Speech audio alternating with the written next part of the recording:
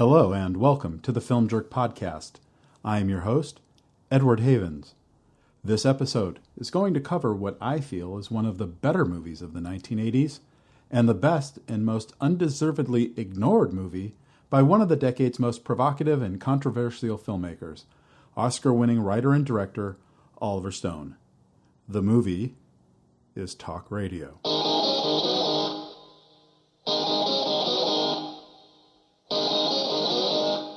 This country is in deep trouble, people. This country is rotten to the core, and somebody better do something about it. I want you to take your hand out of that bowl of Fritos, throw away your National Enquirer, and pick up the phone. Go ahead, pick it up, hold it up to your face, and dial 555-TALK. Open your mouth and tell me what we're going to do about the mess this country's in. Talk radio. It's the last neighborhood in town. People just don't talk to each other anymore. Let's go to the first caller. Night Talk, Agnes. Yeah. I love Lucy. Now, why don't they make more of them? Those shows are ancient, Agnes. Lucille Ball must be at least 105 years old. The rest of the cast is dead. Barry, Metrowave's going to be picking up the show starting Monday night. Link it to a national feed. We have a very special guest with us. Kent is the classic American youth, energetic and resourceful, spoiled, perverse, and disturbed. Would you say that's an accurate description, Kent? Barry, you should ask me if you want to have a guest on the show. Why? Because I'm the boss, Barry, that's why. All you have to do is just be nice, okay? Easy, Barry. You're part of the problem, you see. I don't care what you think. No one does. He's going down in flames, Dan. So what? You get the package and sent down to the station. See, if I were you, I'd have my pretty assistant give the police a call. Take the bomb squad about 10 minutes to get down Bomb there. squad? Why should I call the bomb squad? Tell me something. I'm curious. How do you dial a phone with a straitjacket on?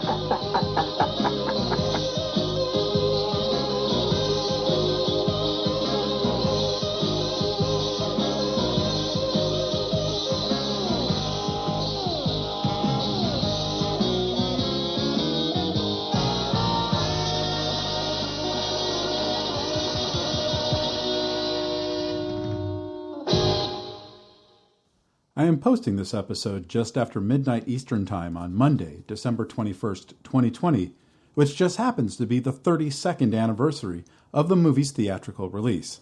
I did not plan it this way, but I will happily accept this accident of timing.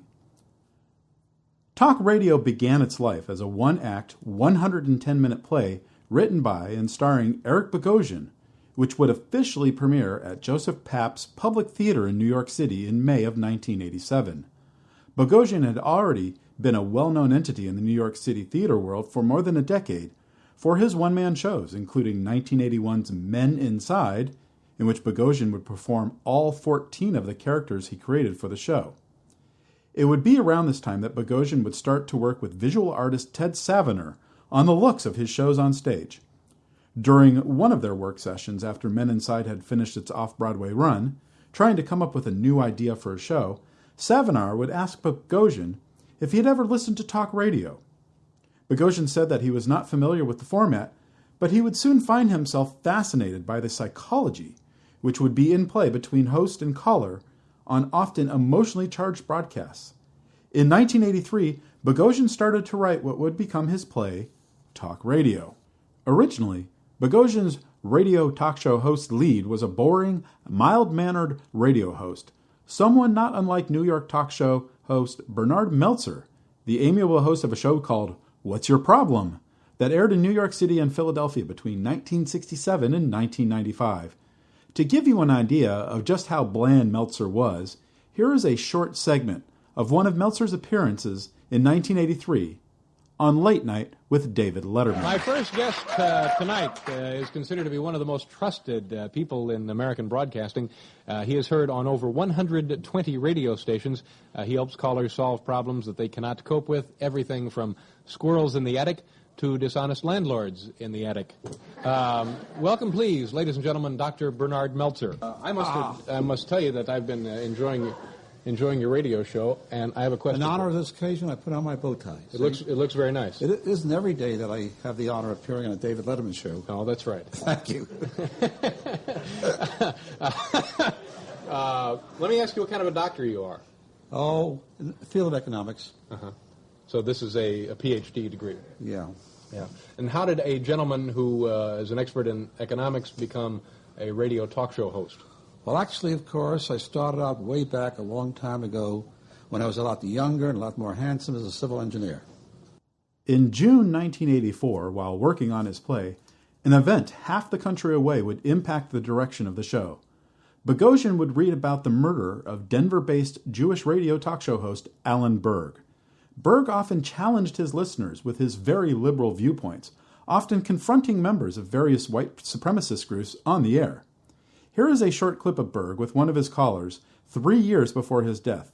And please forgive the poor sound quality of this 40-year-old recording off an AM radio feed. All of you heard of Alan Berg on KOA News Talk 85. Line 1, you're on the air. Alan, I need to ask you a couple of big questions if you'll answer me those. You're an attorney, aren't you? Sure am. You were or are you still are? Sir, I am an attorney. Where did you practice law? In Alaska. In Alaska? No, sir, I practiced in Illinois for 13 years. Oh, I heard something. I wanted just to see if it's true or not. Were you disbarred? Just flip this little one. I want to hear it. Okay. Were you disbarred? No, sir. And would you care to check it? Would you care to check it right now? Well, I'm just asking you. No, because, see, I don't like the drop, pal. Anybody, I've done this for 7 years, I've been in this business. Get on the phone right now, call the Chicago Bar Association, ask them it's the legal status of Alan Berg. Do that? The other question I have for you is... Oh, no, wait a minute. Did you hear what I just said? Heard you. Okay, do you accept that, or do you challenge me? I am going to do that. Oh, do that right away. Okay, now I have... On the night of June 18th, 1984, Berg was returning to his downtown Denver townhouse after having dinner with his estranged wife, when he was shot 12 times by an assailant with a MAC-10 submachine gun, which had been modified to be used as an automatic weapon. 4 members of a white supremacist group known as the Order were arrested and put to trial. At the trial for his murder, the prosecutors contended that Berg had been singled out for assassination by the Order because he was a Jew, and because his personality incurred the anger of white supremacists. Only 2 of the 4 defendants were eventually found guilty, not of homicide, which was a state charge, but of racketeering, conspiracy, and for violating Berg's civil rights, which are all federal charges. And the 2 defendants would be sentenced to 190 and 250 years in prison. One of the defendants who was found guilty, David Lane, was the person who coined the 14 words that have served as a rallying cry for militant white nationals around the globe. I will not be repeating those words here tonight. Reading about Berg and his murder deeply affected Bogosian and would recharge his desire to complete his new work in a new direction. Bogosian and Savinar would workshop an abbreviated version of talk radio, at this time only 30 pages long, at the Center for Visual Arts in Savinar's hometown of Portland, Oregon in 1985. Bogosian, as Cleveland shock jock Barry Champlain, would be the only actor seen on stage, while 3 local actors would sit offstage performing as various callers in to Champlain's show, while Savinar created images and video would be projected behind Bogosian. This workshop showcase would only be performed 3 times during one weekend, and buoyed by the positive word of mouth from audiences and local critics, Bogosian and Savinar would head back to New York City to continue to work on talk radio, as well as another show Bogosian was writing, Drinking in America, which would open in New York City in 1986 to sold-out performances during its short off-Broadway run. For Drinking in America, Bogosian would be awarded the first of 2 Obie Awards, the off-Broadway version of the Tony Awards, for playwriting. One of the people who would see Drinking in America was public theater producer Joseph Papp. After that performance, Papp would meet Bogosian backstage and ask the actor-writer if he had any new shows waiting in the wings. Bogosian would mention talk radio, which he was in the middle of expanding from its then current 30 pages. Fine, Papp replied. It's on the schedule for next year. That was it. He didn't need to read the show. He didn't need to see it performed. If Joseph Papp believed in you, that's all you needed. To list even some of Papp's successes on the stages of New York City would take longer than I wish to spend time on it when I'm trying to talk about one specific movie. But briefly, we have the annual summer Shakespeare in the Park program thanks to Joseph Papp, as well as shows such as Hair, A Chorus Line, for colored girls who have considered suicide, and the 100th anniversary production of Gilbert and Sullivan's The Pirates of Penzance, which would make Kevin Kline a star before he ever made a single performance on television or in movies. Other people who would benefit from Pabst believing in them before anyone else did were Richard Dreyfuss, James Earl Jones, Raul Julia, John Lithgow, Martin Sheen, Meryl Streep, and Sam Waterston. Again, just to name a few. So now the clock was running. Pap wanted the show to premiere on May 27th, 1987. So Bogosian had 6 months to finish writing the show, cast it, rehearse it, and help Savinar with the onstage visuals. Amongst the actors who would perform either on stage as employees of the radio station and or callers offstage included Zach Grenier, best known today as Edward Norton's boss in Fight Club, John C. McGinley and Mark Metcalf, two young actors who had just been featured in Oliver Stone's Oscar-winning film Platoon, and Michael Wincott. The show would run at the Public Theater to sold-out houses for 6 months. And one of the people who would see talk radio at the Public Theater was film producer Edward R. Pressman, who was in New York supervising his latest production, Oliver Stone's follow-up to Platoon, Wall Street, which would also feature John C. McGinley in a supporting role. Pressman wanted to see what would regularly be pulling his young actor away from the movie that was in production between April and July. Pressman was impressed and would quickly snap up the film rights to the show, having previously purchased the movie rights to 2 other Public Theater productions in the past, The Pirates of Penzance and Plenty, a David Hare play from 1983. Pressman would talk to a few filmmakers about bringing talk radio to the screen, but he would only have one condition. Eric Bogosian must play Barry Champlain on screen. One director said no, that they would prefer to see Dustin Hoffman at the radio mic. Hoffman at the time was waiting for a production of Steven Spielberg's Rain Man to get back on track, so he wasn't available anyway. And yes, you heard me correctly. In the fall of 1987, Steven Spielberg was attached to direct Rain Man, having taken over the project from Beverly Hills Cop director Martin Brest, who left to make Midnight Run. Spielberg would leave Rain Man in October 1987, and Sidney Pollack would come aboard for a short time before the production finally started in May 1988 with Barry Levinson as director. Maybe we'll talk about Rain Man on a future episode. While Pressman was searching for a director, he asked his friend and frequent collaborator, Stone, if he would help Bogosian, who had never written a movie screenplay before, to help write the movie version of talk radio. Stone, the winner of an Academy Award for Best Adapted Screenplay for Midnight Express in 1978, was already done with putting the final touches on Wall Street, and he agreed to help, since his expected follow-up film, Born on the 4th of July, was being delayed due to Tom Cruise's commitment to Rain Man.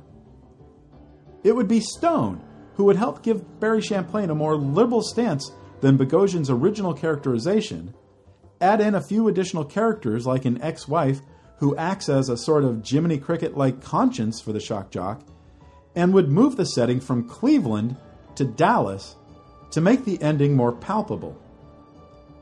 Stone enjoyed working with Bogosian, the would-be screenwriter, and getting to know Bogosian, the person, that he would call Pressman up late in the year and suggest himself for the directing job.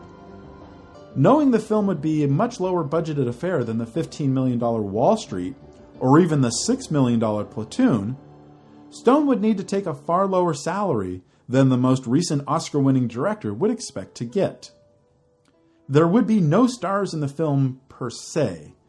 The biggest name actor at the time would probably have been Alec Baldwin, even though he had only made his film debut 1 year earlier, and for whom talk radio would be the 5th of 5 movies he would be featured in during 1988 that would make him a name actor, after John Hughes's She's Having a Baby, Tim Burton's Beetlejuice, Jonathan Demme's Married to the Mob, and Mike Nichols's Working Girl. Baldwin would play Dan, the manager of the radio station. Other actors in the movie would include John C. McGinley, who would both be returning to his stage role as Stu, Barry's control room person, and would be making his third movie with Stone in 3 years. Michael Wincott, returning to his stage role as a young man who an intrigued Barry invites into the confines of his radio booth after a strange phone call into the show. Little Shop of Horrors' Ellen Greene as Barry's ex-wife. To Live and Die in LA's John Pankow as an executive at a radio network that wants to take Barry's shows national. And newcomer Leslie Hope as Laura, Barry's assistant and girlfriend. The $4.5 million film would begin shooting in and around Dallas on April 4th, 1988, less than 4 months after talk radio The Stage Play ended its run at the Public Theater. A good portion of that budget would go into creating a fully equipped radio station set that was housed at a newer production space in nearby Irving, Texas, where most of the 25-day shoot would take place. Pressman would also need to acquire the rights to a 1987 book about Alan Berg, Stephen Singular's Talk to Death, The Life and Murder of Alan Berg, as Stone and Bogosian liberally borrowed several passages from the book, actual transcripts of Berg's phone conversations with his listeners, almost verbatim. Talk to Death was also handed out to every member of the stage show by Bogosian to read as sort of homework. To make sure he got the feel of a talk show host right, Bogosian was able to spend time with Los Angeles-based talk show host Tom Lakis in the control room for a few weeks. If you're familiar with Lakis, Barry Champlain might sound a little familiar to you, as Bogosian would purposely or inadvertently lift a number of Lakis' vocal tics and mannerisms. After production ended in May, Stone needed to finish post-production rather quickly, as he finally had a September 1988 start date for Born on the 4th of July. But post wouldn't be that hard for a movie that mostly takes place within 4 rooms of a radio station, with only a handful of scenes outside those walls. Stuart Copeland, the drummer of the Police, who had moved into soundtracks and scores since the 1984 disbandment of the group, would create the mostly percussive score, and Cineplex Odeon Films, the film production and distribution unit of the same-named cinema chain, would utilize their partnership with company part owner Universal Pictures to send the film out to theaters. Universal would open the movie on 6 screens in major markets, including the Beekman Theater in New York City and the Cineplex Odeon Century Plaza Cinemas in Century City on Wednesday, December 21st, which would include Christmas Day that Sunday. The film would get some very strong positive reviews from critics, although Vincent Canby of the New York Times, an admitted fan of the stage show, would say in his review that this was not the way to adapt the story to the screen. I wholeheartedly disagree. But in those first 5 days, the film would gross an impressive $80,000. And in its second weekend, the long New Year's weekend, the film would gross $133,000 from the same 6 theaters. And after its third weekend, still only on 6 screens, talk radio would have already grossed over $400,000. But Universal and Cineplex were not sure how to market the film to those outside major market medias like Chicago and Los Angeles and New York City. It's easy to get the big city intelligentsia to come out and see the new Oliver Stone movie, but it's a completely different beast to get those outside of the top major media markets to come see an R-rated movie full of F-bombs about a not very likable character played by an actor you've never heard of with a whole bunch of actors you've barely heard of, especially when your poster is nothing more than a hand holding a phone rising above the title. When the film went somewhat wide in its fourth weekend, expanding from 6 theaters to 645, it would gross more than $1 million. But the per-screen average would drop more than 87.5%, and there's rarely ever any coming back from that. The film would drop another 50% in its 5th week, despite adding another 8 screens, and the film would disappear from theaters with a final gross of $3.48 million before the Oscar nominations were announced in mid-February.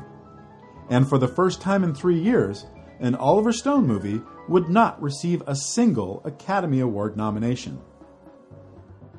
When I was a younger man in the late 1980s, building up my collection of VHS tapes, talk radio was one of the movies that would get a regular play when I was at home.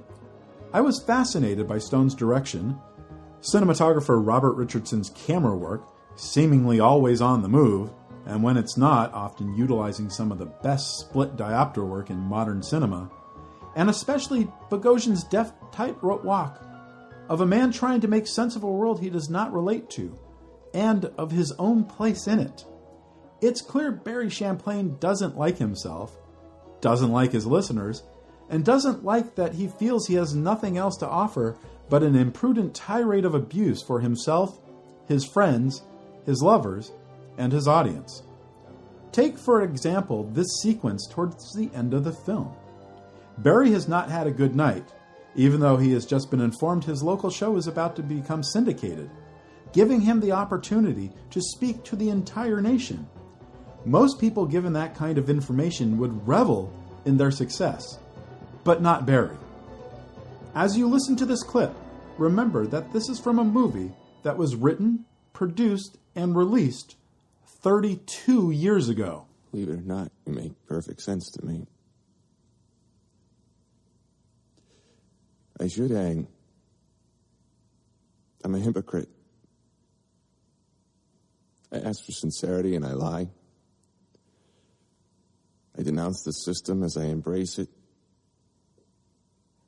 I want money and power and prestige. I want ratings and success. I don't give a damn about you or the world. That's the truth. For this, I could say I'm sorry, but I won't. Why should I? I mean, who the hell are you anyways, you audience? You're on me every night like a pack of wolves because you can't stand facing what you are and what you've made. Yes, the world is a terrible place. Yes, cancer and garbage disposals will get you. Yes, a war is coming. Yes, the world is shut to hell and you're all goners. Everything's screwed up and you like it that way, don't you? You're fascinated by the gory details. You're mesmerized by your own fear. You revel in floods, car accidents, unstoppable diseases. You're happiest when others are in pain. That's where I come in, isn't it? I'm here to lead you by the hand through the dark forest of your own hatred and anger and humiliation. I'm providing a public service. You're so scared. You're like a little child under the covers. You're afraid of the boogeyman, but you can't live without him. Your fear, your own lives have become your entertainment. Next month, millions of people are going to be listening to this show, and you have nothing to talk about. That sequence goes on for several more minutes, and as you watch it, as Richardson's camera keeps Barry front and center behind his console as the rest of the room, as the people outside of the room rotate around him, it's hard to wonder just how much has changed in the ensuing 32 years. Time hasn't made talk radio a better movie.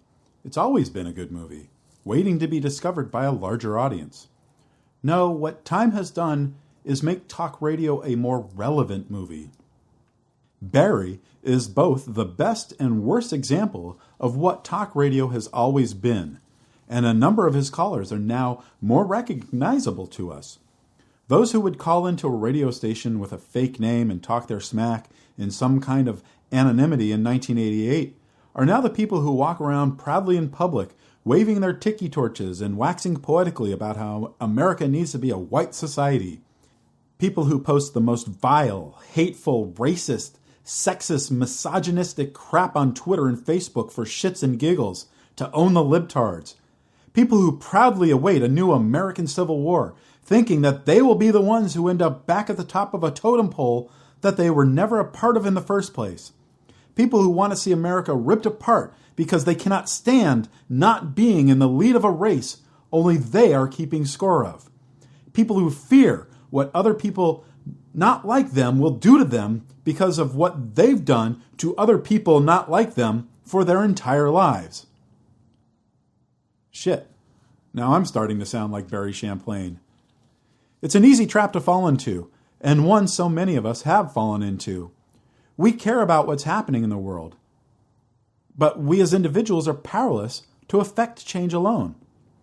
Eric Bogosian understood that. Oliver Stone understood that. You want to make the world better, and you hope that you are making a difference, but you secretly know that you're not. I've never been the biggest Stone fan. I've only seen 10 of his 21 feature films he's made as a director, and only one in the past quarter century. Talk Radio is the only movie of his I've ever seen more than once, and I think it's my favorite of his movies in large part because it was not a story of his own origin, and he was forced to be disciplined as a filmmaker. He needed to find his way around someone else's sandbox, and he needed to respect that other person's vision since they were also right there in the room. And if you listen to that clip I played a moment ago, you might notice the lack of any kind of score underneath Barry's speech until just as I end the clip. Stuart Copeland created an exceptional score for the film, but sometimes the lack of a score, even for a moment, helps set a better tone for a scene than something unnecessary and intrusive. If you've seen the movie, you know what I'm talking about.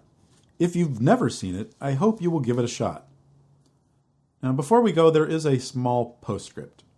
In 2007, the play Talk Radio would make its Broadway debut with Liev Schreiber as Barry and Sebastian Stan making his Broadway debut as Kent. The show would run for 140 performances between February and June of 2007 and would be nominated for 2 Tony Awards, Schreiber for Best Actor in a Play and the show for Best Revival of a Play. And as of December 2020, you can watch the movie for free with ads on the NBC streaming service Peacock, or you can rent it ad-free for $3.99 from most major streaming services. Twilight Time put out an exceptional special edition Blu-ray copy of it in February 2019, which includes an isolated music track, the original 1988 trailer for the film, and a 28-minute documentary with Oliver Stone about the making of the movie. If you'd like to learn more, you can visit our website, filmjerk.com, on this podcast's page. Thank you for listening. We'll be taking the next week off, and we'll talk again after the first of the year, where we hope to have more guests talking about their favorite movies and genres of the 1980s. We hope you'll join us. The Film Jerk podcast has been written, produced, narrated, and edited by Edward Havens for Idiosyncratic Entertainment. Thank you again. Good night. Talk, it's only talk. Arguments, agreements, advice, answers, articulate announcements. It's all